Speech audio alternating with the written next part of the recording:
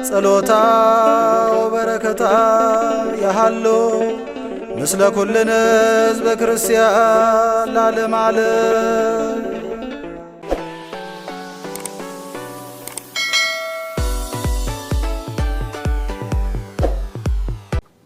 በስመ አብ ወወልድ ወመንፈስ ቅዱስ አሐዱ አምላክ አሜን። በስመ አብ ወወልድ ወመንፈስ ቅዱስ አሐዱ አምላክ አሜን። ውድ ተመልካቾቻችን እንደምን ሰነበታችሁ? እንደምን ከረማችሁ? ከቀኑ 9 ሰዓት ላይ ትንሽ እንደ ጉንፋን አድርጎኝ ተኛ ብዬ ነበርና መልእክት ደረሰኝ እና እንዲያው የሚሰማኝ ባይኖርም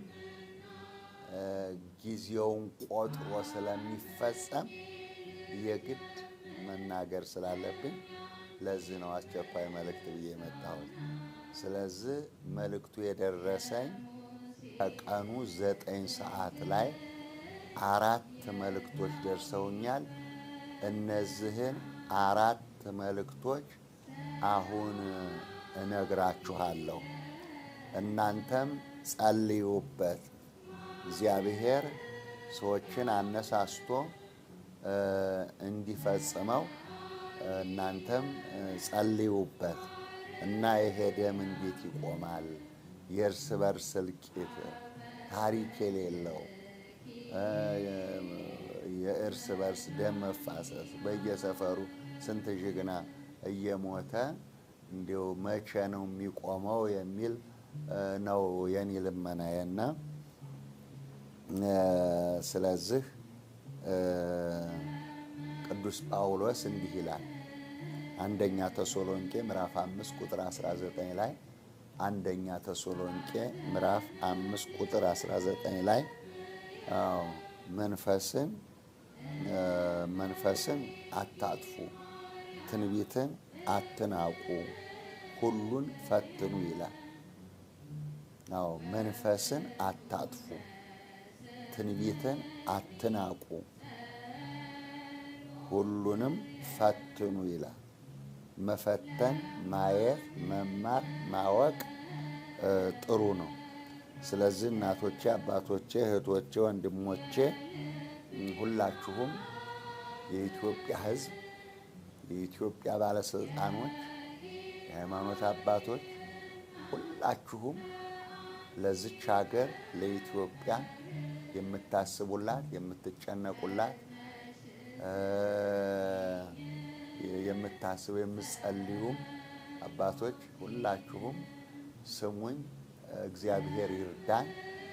እኔ ባረባም ባልጠቅምም አንድ ኃጢአተኛ አገልጋይ ብሆንም እግዚአብሔር አምላክ የነገረኝን የገለጸልኝን ራእይ ማስተላለፍ ጊዜው ሲደርስ ደግሞ እንደሚሆን ስለማውቅ ይሄንን በሁላችሁ ጆሮ ማሰማት እፈልጋለሁና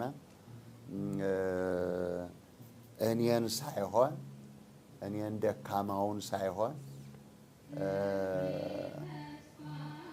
የእግዚአብሔርን ኃያልነት፣ የእግዚአብሔርን ቸርነት፣ የእግዚአብሔርን ገላጭነት፣ የእግዚአብሔርን ስራ ተከትላችሁ እንድትሰሩ የአምላካችን ቅዱስ ፈቃዱ ይሁንልን። አንደኛ የትንቢቱ መልእክት ራእዩ አንደኛ በትንቢተ ኤርምያስ ምዕራፍ 13 ቁጥር 23 በትንቢተ ኤርምያስ ምዕራፍ 13 ቁጥር 23 ላይ ኢትዮጵያዊ መልኩን ነብር ዝንጉርጉርነቱን ሊለውጥ እንደማይችል ሁሉ የኢትዮጵያ ሕዝብ አንድነቱ ፍቅሩና ሰላሙ እንዲመለስ ለምትፈልጉ ሁሉ ይህንን ስሙ።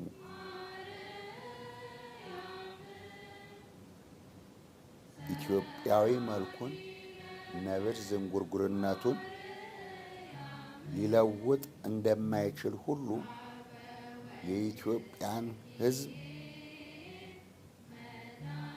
አንድነቱን፣ ፍቅሩን፣ ሰላሙን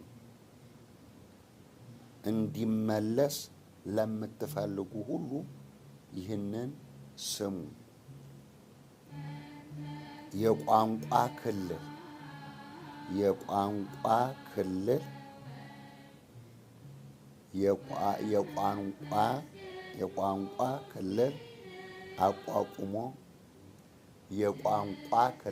አቋቁሞ የከፋፈለንን ሕገ መንግሥት በመቀየርና ክልሎችን ወደ እስቴት በመቀየር ኢትዮጵያውያንን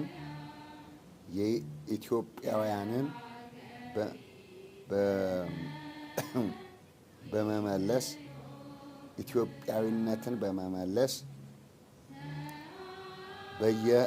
በየሰፈሩ ያለውን ሞትና ሌብነት በማስቀረት ስሩ፣ ቀኑ ቀርቧል ተብላችኋል። እደግመዋለሁ።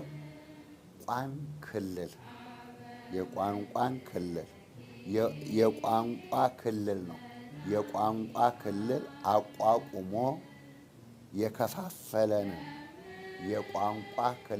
አቋቁሞ የከፋፈለንን ሕገ መንግሥት በመቀየርና ክልሎችን ወደ እስቴት በመቀየር ኢትዮጵያዊነትን መልሱ። ኢትዮጵያዊነትን በመመለስ በየሰፈሩ ያለውን ሞትና ሌብነት በማስቀረት ስሩ፣ ቀኑ ቀርቧል ተብላችኋል። ቢሆን እናንተ ስሩት፣ ባይሆንም ቀኑ ቀርቧል ተብላችኋል። ይሄ የሚሆንበት ቀኑ ቀርቧል ተብላችኋል።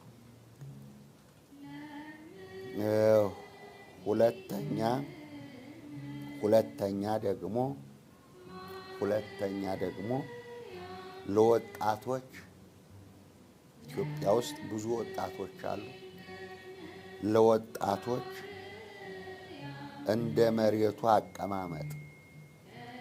ለወጣቶች እንደ መሬቱ አቀማመጥ የእስቴት በየስቴቱ ፋብሪካ በመክፈት ለወጣቱ እንደ መሬቱ አቀማመጥ በየስቴቱ ፋብሪካ በመክፈት ዕውቀቱን፣ ጉልበቱን፣ ኃይሉን ተጠቅሞ አምራች ዜጋ እንዲሆን ፖሊሲ በማውጣት ሰርታችሁ አሰሩ ተብላችኋል። እደግመዋለሁ።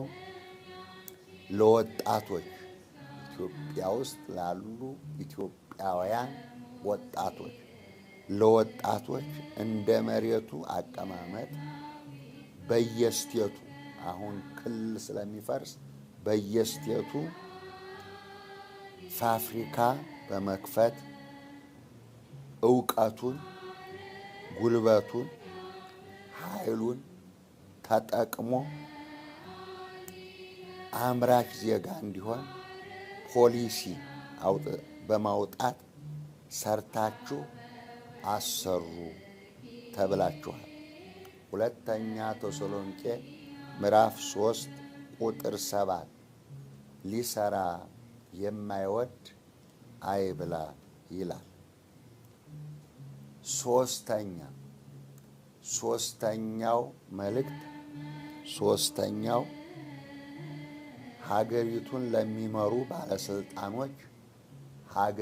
ለሚመሩ ባለስልጣኖች ደግሞ እንደ እንግሊዝ ሀገር እንደ እንግሊዝ ሀገር ደጋግሜዋለሁ ይህን ነገር እንደ እንግሊዝ ሀገር በንጉሥ እና በየ5 ዓመቱ ተመርጦ በሚሾም ጠቅላይ ሚኒስቴር በየ5 ዓመቱ ተመርጦ በሚሾም ጠቅላይ ሚኒስቴር እንዲመራ አድርጉ።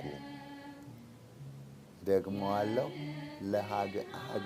ሀገሪቱን ለሚመሩ ባለስልጣኖች ደግሞ እንደ እንግሊዝ ሀገር በንጉሥ እና በየ5 ዓመቱ ተመርጦ በሚሾም ጠቅላይ ሚኒስቴር እንዲመራ አድርጉ። ሰላም፣ ፍቅር፣ አንድነት ለኢትዮጵያ ይሆናል። ቆሻሻው ይጸዳል፣ ዘረኝነት ይወገዳል ተብላችኋል።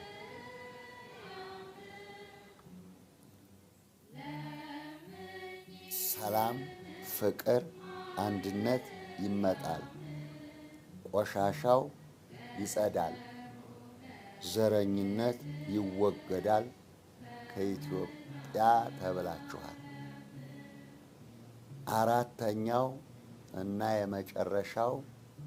አራተኛውና የመጨረሻው ኤርትራውያን ወገኖቻችን በቅርብ ቀን በራስ አገዝ ወደ እናት ኢትዮጵያ ትመለሳላችሁ።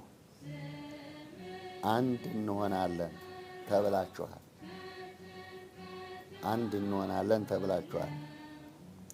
ኤርትራውያን ወገኖቻችን በቅርብ ቀን በራስ አገዝ ወደ እናት ኢትዮጵያ ትመለሳላችሁ። አንድ እንሆናለን ተብላችኋል።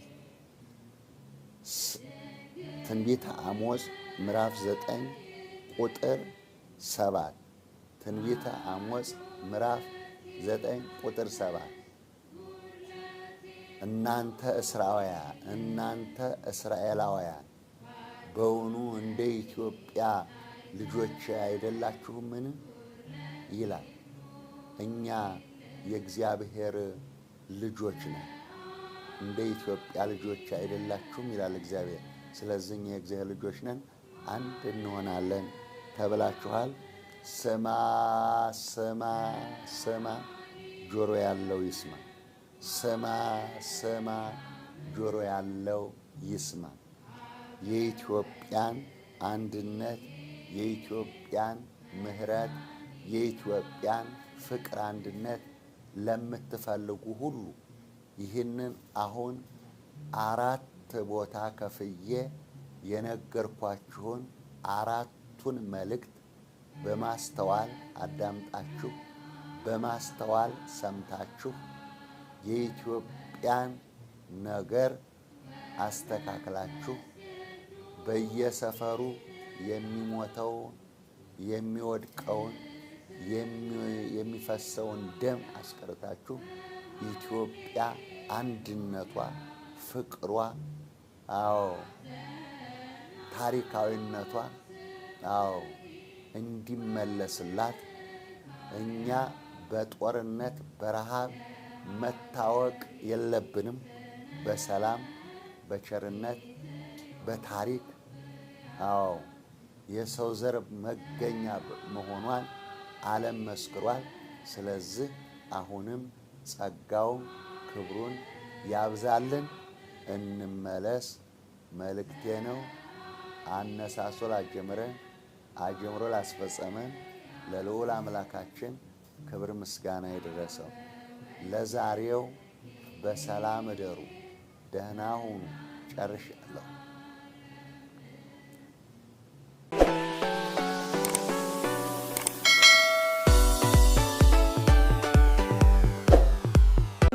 ጸሎታ ወበረከታ ያሃሎ ምስለ ኩልነ ሕዝበ ክርስቲያን ለዓለመ ዓለም